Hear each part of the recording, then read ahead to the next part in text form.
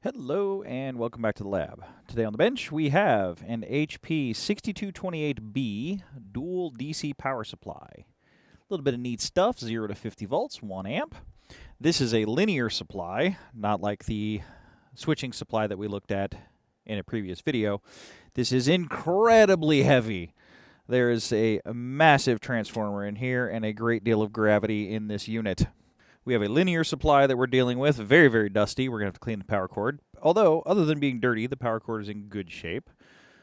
Still supple, no cracks. Everything's nice and ready to go. Lots of stickers we're going to have to clean off the front of this thing, get it all up and running. To get started, we'll wipe down the power supply, give it a bit of cleaning. Be optimistic about this one. I do see some massive capacitors on the inside of this case. There's 4 giant caps through the vent holes. We'll get into it, see what this thing can do, and hopefully get another power supply for the bench. A fair bit of powerful glue on this release sticker that we're going to have to deal with. So, I'm going to have to get that cleaned up. Fortunately, it does clean up, but man, that's a tough sticker. Here's the bottom of that transformer. It is a massive, massive piece of equipment. Transformer's about yay big, so it's quite large. However, it looks a lot better, so I can't complain about that. I really had to work at the sticker that was on here. Lots alcohol. This is I believe this is a polycarbonate meter face, so alcohol didn't affect the plastic, but it softened up the glue enough for it to come off without gouging the crap out of the meter face. So it actually cleaned up quite nice. The controls need some help. They're crunchy, crusty. I need to get a little lubrication in there, and definitely clean up these switches for volts, amps, and independent. This switch is a little off center. You guys can see it kicked this way a little bit. We'll straighten that out so it's up and down again. But let's put some power on it, and we'll see if it works. And if not, we'll make it work. Okay, given that we are dealing with linear supply, let's see how we go. It's hooked up to the isolation transformer, current limited and variac supply. We'll start turning it on and see if it does anything. We're drawing 43 milliamps out of 24 volts, so that doesn't look terrible. Oh, we have signs of life.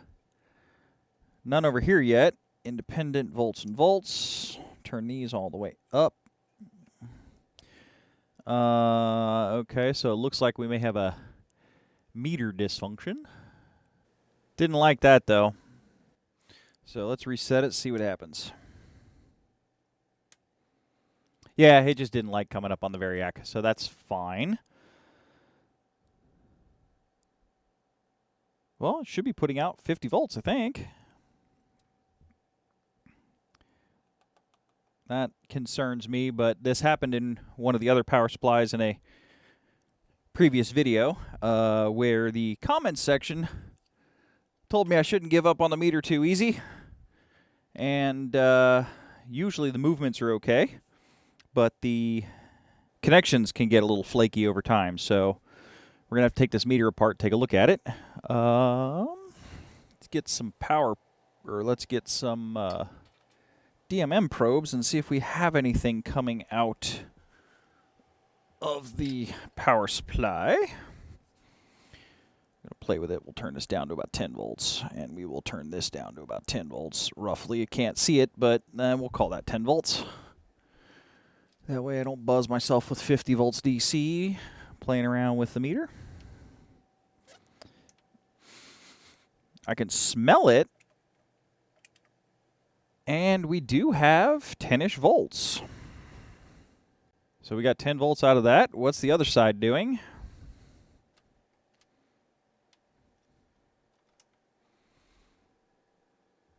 $13-ish. So let's see, can I adjust it? Yeah, I've got power. So it is just a meter problem.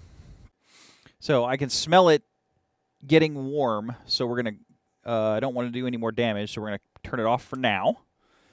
and going to open it up and clean it. It's probably some dust burning off, things getting hot. This heat sink's probably starting to get a little warm, so just like you turn your furnace on for the first time in a while, you can smell it. It has that I'm hot and dusty smell to it, so don't think anything is going south, but definitely need to give it some more cleaning. Okay, top cover off. So, what do we have? We have two absolutely identical boards, massive transformer down here in the bottom,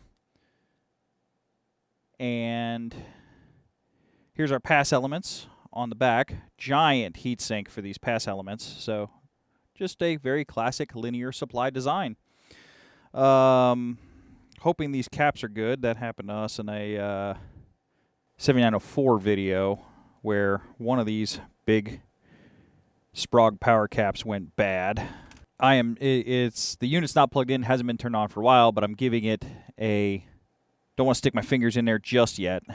That transformer can source a lot of current, and I don't want to get blasted by these guys. So I'm going to take the side panels off, see if we can't work on extracting this meter, and taking a look at the meter in the front first. Okay, to check and see if the meter is stuck before we tear into this too far, look at movement, do a bunch of other things that might ultimately cause some heartburn, we just need to wiggle the meter a little bit, and we can see that needle jiggling around. So the meter inertially is not stuck, and it's free to move. So at the moment, we have an electrical problem, not a physical problem. Right here is where the meter, this is the contact point, and this whole frame is actually negative, I believe. Positive on the meter comes in the back. So we have the negative contact point, goes into the spring, which goes into the movement. Same thing on the back, spring into the movement. And if I hit the frame, so if I hit this contact point, right there, and the one on the back, I have to have the meter balanced in the vise to give the arm the ability to move. If I had it just sitting on the table, it would jam up. And here and here. And right there, we have good movement. So we have a good meter. Don't want to hit that too long because I don't want to burn up the contact. I have to do some resistance testing from this contact out to this pin here in the back to see if that's where my connection problem is or if it's on the negative side of the meter. But we're getting close. This one might be fixable. Okay, so we should have continuity from here to the pin. Okay, so that's good. So our copper, this assembly portion of the movement is good. Is it just as simple as cleaning up the negative plate? It might be. Let's see what happens. All right, if we have needle movement, it's fixed. So we'll just tap this back pin. Well, that looks good. All right, so we have fixed the meter on this power supply. So now all I got to do is reassemble the thing. The ultimate problem with the meter was contact resistance right here from the negative lead coming into the meter. We have a steel plate going on to this. I think this is a brass alloy for the movement. And I guess over time, contact resistance went up. Meter stopped working. All right, we will see if the meter works before we put it all back together. Yep, movement. So everything is good to go. All right, here we are, ready. The meters are assembled and mechanically zeroed, and we're ready to fire everything back up again. So let's hit the power button. And our meter came back. Excellent. And on the DMM, we're seeing, I see 22 and 0 volts. So it's reading a touch low, like nitpicky touch low.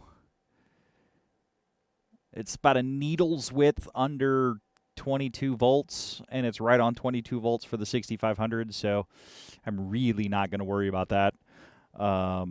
This is completely fine. So I'm going to put the side panels back on, and then we're going to give it some burn-in testing, let it dump some power into the load for a while, and see if it smokes out. Okay, for many hours we have been dumping 1/2 amp into the load. I'll turn the load off just to show, yep, down and up. And if we go to voltage, it's running about 24, 25 volts, which is exactly what it shows. 24.8 is what's going into the load. So the meters are even very, very accurate. This power supply is ready for the bench and to be put back in service. I need to wipe down a little bit of the knobs. Actually, we'll do that right now. Wiping the knob, I bumped the current down and the load's still on, so it fell off.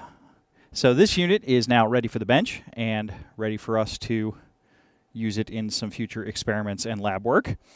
Always good to have some power supplies, especially some older ones. Have quite a bit over here.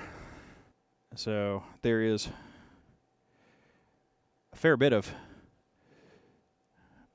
power going on over there. Some of it we might be able to move on and see what we want to use on the bench.